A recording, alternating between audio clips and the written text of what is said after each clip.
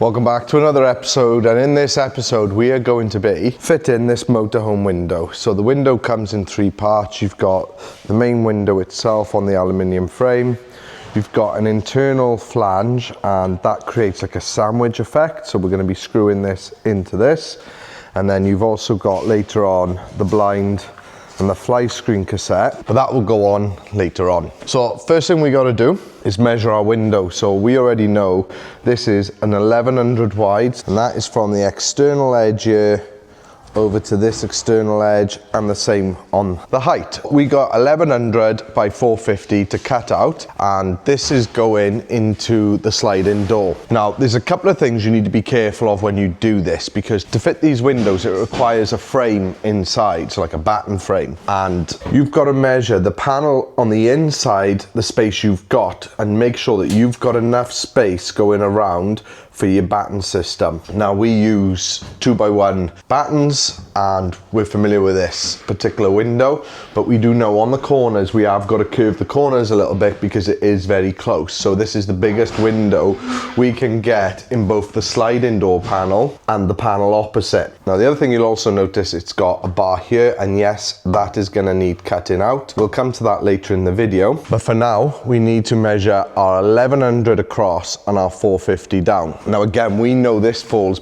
bang center of this panel, so we're able to use the end of the panel here and the end of the panel here. So we'll get that measurement, and then we're going to get a measurement from this line here to this line here. So our total width this way is 1405. We need to take away the width of the cut, so that's 1100 mil. That leaves us with 305 mil excess on the width. So all we need to do now to find our measurement from the outer edges, we simply need to now divide that by 2, which is 152.5, I hope. So we're going to come in 152.5 mil from this line and this line. We'll get that marked up, and then we always double check then the internal measurement to make sure we've got our 1100. So the first thing we're going to do, now I know roughly where the line is, we're going to actually get some masking tape onto the vehicle so that we can get our measurements. I've put a couple on there. I'm just going to make sure we fall inside. We're a bit close to that edge of the last one, so I'm going to put another one on. I'm not worried about putting the extra on because we needed to do that later on anyway, because what we don't want is the base plate of the jigsaw that we're going to be using to cut this out later to obviously be contacting any of the metal work that's going to be left behind after the window's finished. We want to protect all that, but just to double check, I need 152.5 mil there and there. We're good, so that's ready to be marked. I'm just going to do the same on the other side. Right, so 152 mil. So what I'm actually going to do is I'm going to lose the half a mil because I'd rather it be a mil too big than a mil too short. So we're going to measure in 152 mil. So now I'm going to do the height. Now I know the height is 450, so we'll make a quick note of that. And we're just going to get a quick measurement now from that one lip to the other one, which is 665. So 665 again minus the 450 leaves me with 215. Divide that by 2 gives me 107.5. And again, I'm gonna get this taped up. Now I'm gonna get my markings. Again, I'm gonna lose the half a mil, and we're gonna go 107 mil up and down to get those measurements. Right, now I've got my markings, I'm gonna go ahead and just draw these lines in. So I've got what I hope is my 1100 by 450, but rather than just believe that's the case, we are gonna double check it. So I'm just gonna go into the center, measure off my 100 on my tape because it's more accurate, and come down to this bottom line, and we've got 550. Minus my 100 marker, so it's 450. Same on the other side, I'm gonna place the 100 in the center on the line, come across, and Ethan, what have we got by there? 120. There we are. Now we do have a bit of a general rule here that whoever marks the windows can obviously double check it themselves, but it has to be remeasured by another member of staff, because once you cut a hole in a van, that hole's not going anywhere. So Shane is now checking your work. Checking my work. Now we've got the measurement on the outside done. We're now, before we can go any further on the outside, we're gonna cut this out. Now, it's very close to the outer skins. You've got to be very careful with this. We use an angle grinder, but before we do that, we're going to go get a ruler and just get the straight edges marked across so I've got something to follow when I'm cutting. And we're going to do the same on the bottom. Just place my steel ruler across the 2 straight edges and mark that in. Right, so I've got my angle grinder, nice fresh new blade, and we are now ready to cut this out. Once you've cut through both these lines, all that's holding this on now is the silicone they put that bonds the single skin panel to this support beam. So we're just going to run our knives down the sides and this should just come off. And that's the support panel off, and we're just going to clean up the excess silicone on the panel. We're now ready to cut our hole out for the window. When we cut this window out, we're going to get a lot of swarf, so we just want to protect a bit more of the vehicle to try and prevent that swarf getting into some of the funky areas.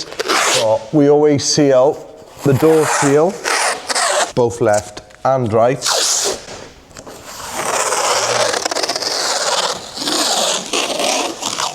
We also seal the top of the sliding door runner and the inside of this as well. Because it's so close to the passenger door, we also seal up this as well.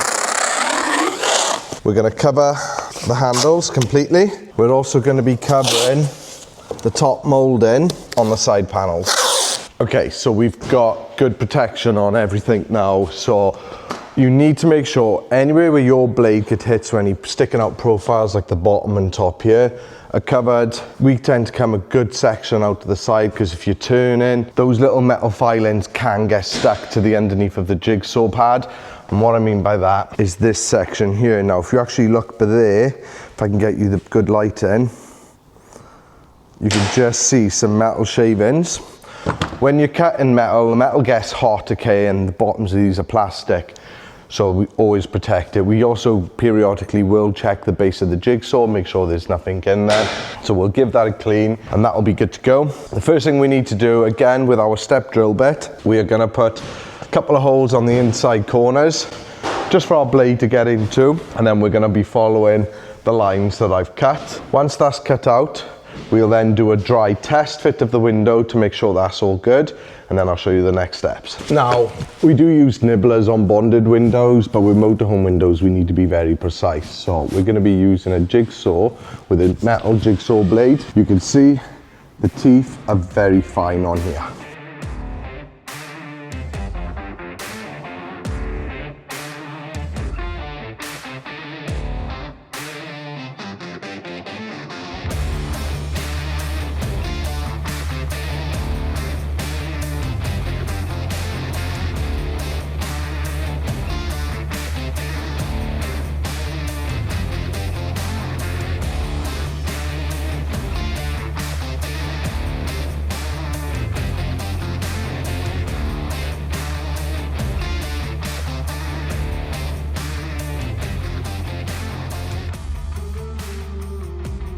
Now, you may have noticed during the cutting process, we were actually adding more masking tape. Now, the reason we were doing that is for 2 reasons. The first one is to help reduce the vibrations. So the vibrations can make your lines that you're cutting shake. It's harder for you then to follow that line. The second one is that when we have finished cutting it, we don't want that just falling out. So it's just secured in place by plenty of tabs all the way around.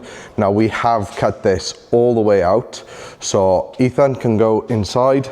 I'm going to start stripping the masking tape and we'll be able to take this center section away. And that is our hole made. So as I mentioned earlier, the first thing we're going to do now, the hole is in situ. We have got to clean up our edges, which we'll do in a moment, but we want to make sure the window's going to fit in. So let's do a dry fit. Right, so you'd have seen that dry fit did work and that was a lovely fit. Now, it's also worth me noting at this point, there's a reason why at the very start of every van that we convert, we do the skylight, solar panel, windows, we do the electric hookup point, because we want all the holes in the van done. Because when you cut, even though we do a protection, we're going to stop this going everywhere, you will get all these little metal shavings all over your van. And I have seen many vans where they haven't cleaned this up properly afterwards, and then you get hundreds of rust spots all over your nice fresh paintwork. So we get the windows done, so get all the holes done. It'll then go outside. It'll have a contactless clean. We'll double check everything, make sure that we've got rid of all the contaminants. That also then gives us the opportunity to do a leak test. So we will do a full leak test on everything. It's much easier for us to see if there's a problem when there's absolutely nothing inside the van than figuring it out afterwards. So we always do cutouts, go and clean it, and then leak test it. For now, we've now got to prepare this metalwork, get the sharp edges off and treat it. So just like with the skylights, we're going to be using a file and a deburrer, and we're just going to gently run the deburrer over to get rid of any of the big strips that may be there from that cut. That will get rid of most of it, so then we'll use the file just to get the finer edge. Then we're going to repeat that on the inside as well.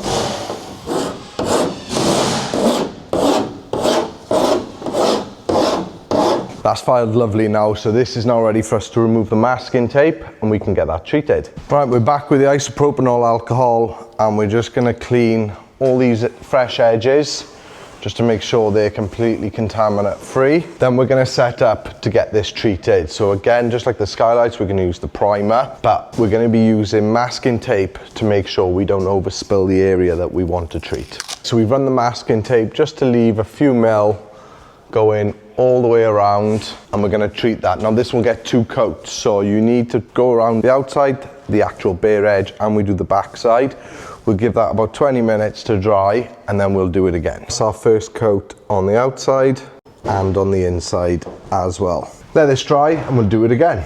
That's the whole cutout, been treated twice, and we've also now cleaned it with isopropanol alcohol. We've also just cleaned the inner frame. So if you look on this frame, can you see the rebate here? That is where your sealant's gonna go. Now you don't use any normal sealant with these windows. You actually need to use a polyurethane based sealant or a PU sealant. We're gonna get that sealed up in a minute, but before we do that, we wanna get the frame ready. So Ethan is just making up our inner frame. That sits on the inside of the hole, and then the inner flange is what's going to sit on top of that and screw into the window. Creates that sandwich effect and we get a lovely tight fit. Now, when we fit this, we want PU sealant to be splurging out the ends of the window. That way we know we've got good contact all the way around, and that's easy enough for us to clean. But for now, we need to get the frame fit in, so we need the right internal measurements of the frame. So we've added 2 mil. So on the height, we're going for 452, and then on the width, 1102. We'll offer that inside, and I'll show you what I meant when I said earlier we got to curve the corners on it to make sure it fits nice and flush. What we're going to do is offer that up to where the holes are, or where the hole is, and we can see straight off the bat we've got some cutting to do. So this corner is going to need a curve cut into it. So what we've done there is just marked in some of the curves that are on the inside of this frame. Now, something else to also note as well, so this is a boxer, so all the X250s, X290s have the same sliding door. We know it's square. Your door may not be square, okay? So where you saw me earlier, measuring off these lines, make sure your door is square before you do that, because if your door sort of is obviously angled one way or the other, then you're not going to be able to measure exactly how I've measured it. So you just need to find your center and you can work off that. Right, let's get them corners jigged out and we'll refit it. We've radiused the corners to suit, and hopefully, there we are, perfect. That's now nice and flush up against the frame. So we are almost ready to fit this window. So we leave that in here. We also want the inner flange in here ready. And the next thing to go do is glue up this window. So we've got our primer on the cutting out. And now we just want to run some primer on this inside edge where the sealant is going to be going into this frame. And we'll give that 10 minutes to dry. Okay, now is the time to put the sealant on the window, and as I mentioned a minute ago, we're going to use the polyurethane. This is called Master Seal, but you can use PU40. There's several different brands you can use. We're going to be quite liberal with the bead.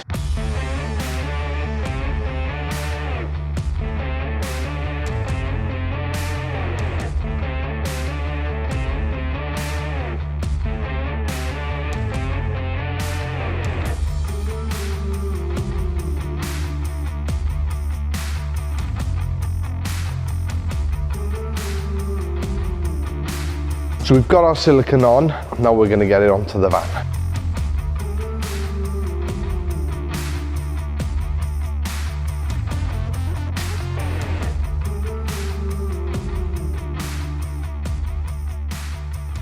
Right, I've now swapped with Ethan, so Ethan's holding the window nice and firm outside. I'm going to just open this window, okay? Yep. You good? Yep. Right, and we're going to offer our timber frame to the window, and then our outer flange.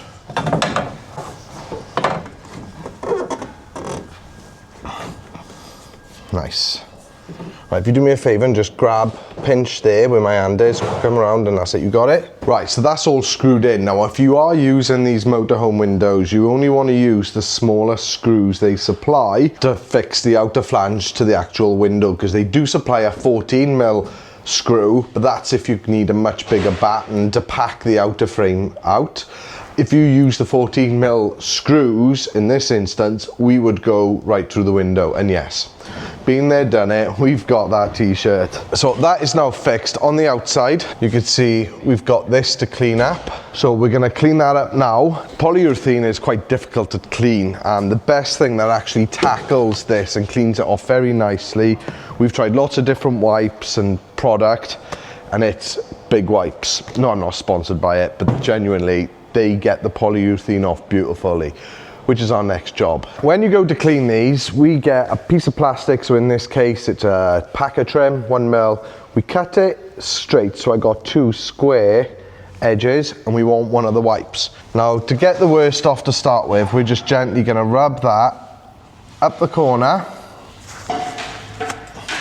just to get the excess off. Quite a lot of excess, but like I said, I'd rather have excess, that way I know that that seal is spot on. With the packer, I've got the worst of it off. Now I'm going to use a square edge silicone tool with one of these wipes. So if I just wipe this area to get the worst of it off, as you can see, that's taking it off quite nicely.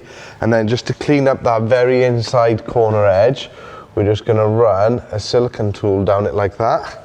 You can see it got the little fine amounts off it, and then we can give that edge a final wipe. That edge is done, so you're going to repeat that on all 4 edges. You want to get the worst off, give it a wipe, and then use a square edge silicone tool to take the last of it off. And that is one motorhome window fitted and completed. So we got nice clean edges. You don't want to do them too tight, otherwise you can distort the panel. Now, this is a curved window, and all the vans have curves in them, but each panel will have slightly different curves in them. So if you do them too tight, sometimes you can buckle the sort of panels in at the corners. There's not a lot you can do about it. But the most important thing to do now is there's a protective outer film on the window. Now, luckily, we get to fit these inside, but I appreciate not everybody has that luxury. And you need to take it off. If your vehicle's outside and has this on, it can warp your window, so always take these straight off. We've also completed the inside, so we have our fly net and blackout blind. Now, there are 2 hooks on the actual frame, and then this outer casing just hooks on, and then you put a screw in each of the 4 corners.